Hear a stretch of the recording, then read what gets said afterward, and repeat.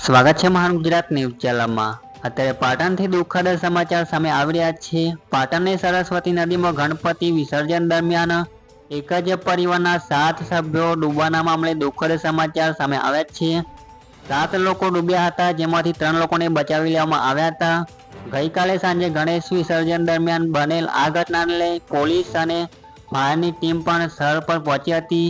જો પ્રથમ એક વ્યક્તિનો મૃતદેહ મળી આવ્યા બાદ 3 વ્યક્તિઓની શોધખોળ યથાવત હતી।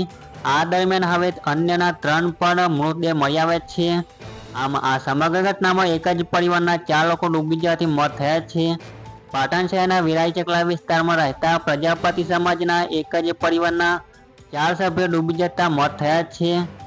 પાટણમાં સરસ્વતી નદીમાં ગણેશ વિસર્જન કરતા સમયે એક જ પરિવારના 7 લોકો ડૂબ્યા હતા, જેમાંથી 3 લોકોને બચાવી લેવામાં આવ્યા હતા।